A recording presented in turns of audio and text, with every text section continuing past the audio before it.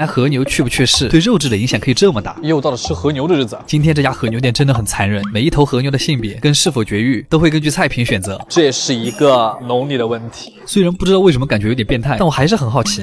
すみません。18時半予約したようです。他家这个装修，如果不是那个烤盘，没有一处像是要吃烤肉的。每天只接待5桌客人，因为都是店长一个人负责烤肉，剩下的服务员就负责端盘子，真专业啊！菜单上每一头和牛的编号、性别、有没有做绝育都写得很清楚。但实际上我也很想问，为什么绝没绝育都要写出来？算了，不要那么多废话，直接开始吧。第一个菜是芝士泥甜虾刺身，中间加的是炸的脆脆的虾头，底下是土豆泥跟果冻，因为它那个虾肉是现剥的，所以吃起来特别的生软，有一点点腻。然后下一个菜是这个，它跟你的舌头接触的一瞬间，你的舌头的体温刚好可以让和牛的油脂化开，所以你能直接尝到肉的雪花的味道，还挺好吃的。今天的第一块里脊肉是和牛三明治，上面铺了一溜黄芥末籽儿，这个横截面特别的好看，它刚放到唇边咬下去的那一刻，会有一种看郭老师视频的感觉，非常的快乐。它的脂肪和肌肉很平衡，口感又很嫩，所以它的齿感特别像双皮奶，但是因为它的肌肉纤维很细，也很容易卡牙缝。继续烤肉，这是一整块横膈膜肉，第一次见原来长这样，但是它要断断续续的烤30分钟，所以先上了沙拉，别家用黑松露都是给肉用的，他家是配沙拉，真的奢侈。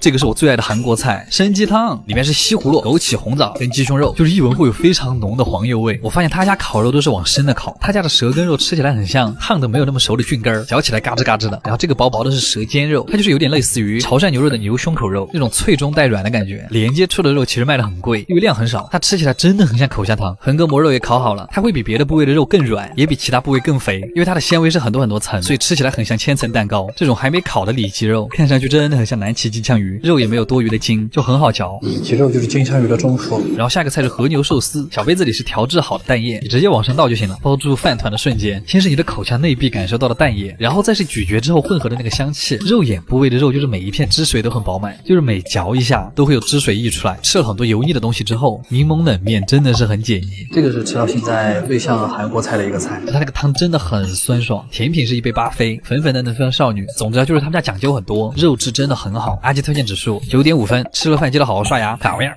酱面，这应该是我最有可能给外地游客推荐的成都美食。我们从外地专门赶过来吃，外地人我们是。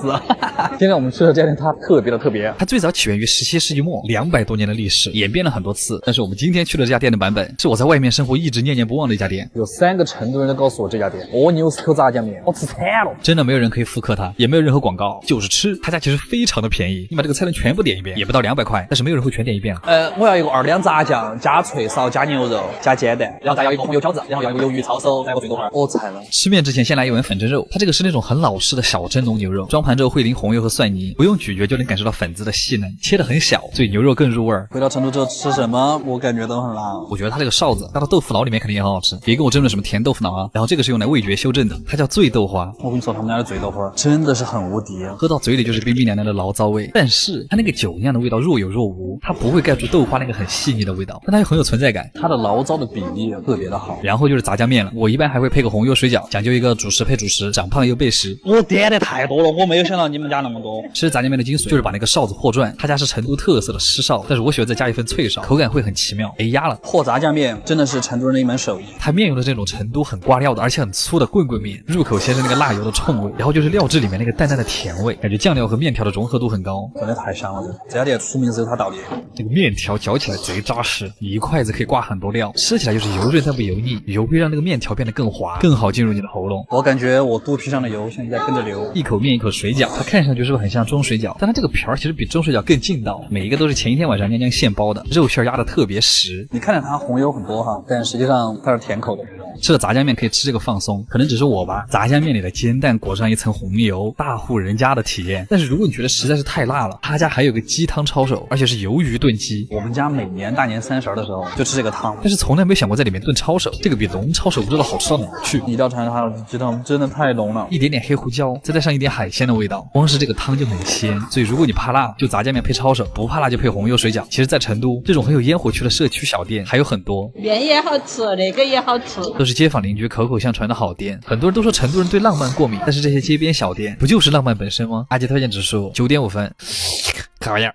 和牛在除了日本以外的地方已经卖到了天价，但是如果你问我来了日本应该怎么选店哦，台湾那是啊，是的是。就选今天这种店，就是那种商务大叔带着女生过来吃的店，一般都不会错。今天我们去的这家店，它足足有4.18分，而且服务员为什么那么帅啊？在日本这样分段的烤肉，一般都是4万到5万。何以解忧，唯有和牛，一顿不够2顿来凑。今天我们终于约上这家店了，又是这种座位全在2楼的隐秘店。上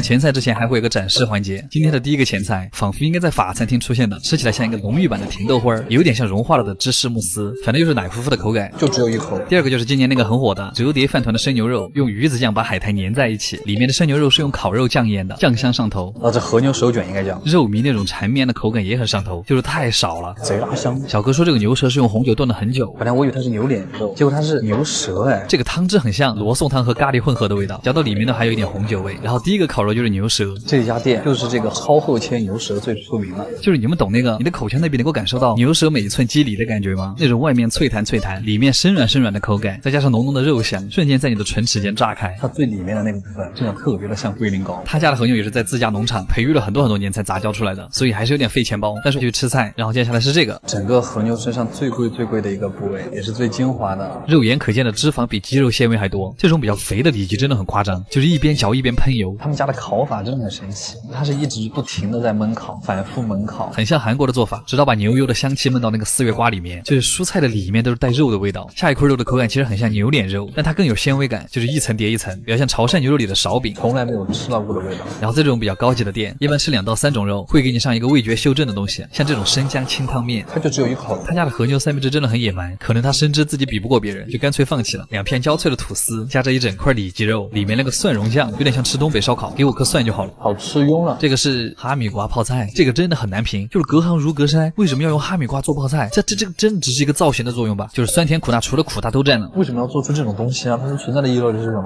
下一块，他说这个是牛屁股上面的肉，所以吃起来会是有种指定能行的感觉吗？但它在烤的时候，我就能看到那个肉汁顺着它的纹理不停的往外流，真的像是在喝那个牛尾汤。这个是横膈膜肉配洋葱，有点像高级版的吉野家牛冬饭。它这个洋葱的汁水也很多，然后横膈膜肉的汁水也很多，嚼起来就像是在你嘴巴里面炖汤，而且很像布丁上面的焦糖，甜上加甜的感觉。主打的概念就是那种非常多汁的那种感觉。最后的一块肉也是最顶级的体验，它这个会给我一种牛奶配坚果的感觉，那种黏糊糊的口感，像加了超多麻酱的东北砂锅土豆粉，黑松露的汽油味也会在每一次咀嚼的时候深入你的喉咙和鼻腔。每次吃到这种配松露配蛋黄，我都很开心。总有人跟我说和牛店吃不饱，我们来看看主食，一碗冷面，一碗饭，反正就是和牛不够主食来凑，对吧？我想夸的其实是他们家的咖喱饭，他用的是和牛的牛脸肉炖的咖喱，里面那个肉特别的烂，太适合做咖喱了，就整碗饭吃下去都很轻松。然后甜品也是2道，一个牛奶布丁和一个芒果，还挺舍得的，感觉每一次吃和牛店都能解锁一些新的吃法。阿基推荐指数8.5分，咋样？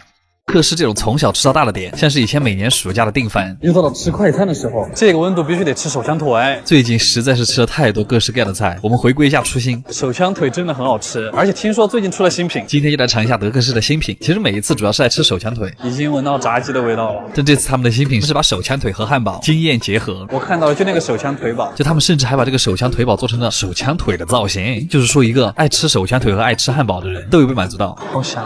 这次的2个手枪腿堡都是汉堡中不太常见，但是生活中很常见的口味，一个是傣式酸辣鸡手枪腿堡，还有一个是麻酱麻辣拌手枪腿牛肉堡，就是不走寻常路，对吧？啊，好可爱啊！傣式酸辣鸡手枪腿堡里面夹的是手枪腿造型的鸡腿排，它这个大块的鸡肉金光酥脆，我想直接立即马上来一口，就是一口下去最直观的感受就是很浓郁的酸辣酱的味道，而且还配了很多木瓜丝，吃起来就是很清爽，不会很腻。有一说一，这个口味就很适合夏天。我们还点了第2个麻酱麻辣拌手枪腿牛肉堡，它里面用的是微辣孜然风味的植物基牛肉饼，虽然它是植物肉，但是它其实嚼起来的口感还是很扎实，它真的很还原牛肉的口感。我其实想重点表扬一下这个麻酱麻辣拌酱，麻辣拌那个上头的辛香辣味，再加上芝麻酱和花生酱的坚果香，还有一种在吃东北菜的感觉。它里面甚至还加了藕、木耳跟腐竹，就是麻辣拌里面最常见的配菜。它这样吃起来其实都不像汉堡了，因为口感太丰富了。麻酱好浓郁，而且是孜然味道。果然，国内的快餐界和国外一样的卷。最近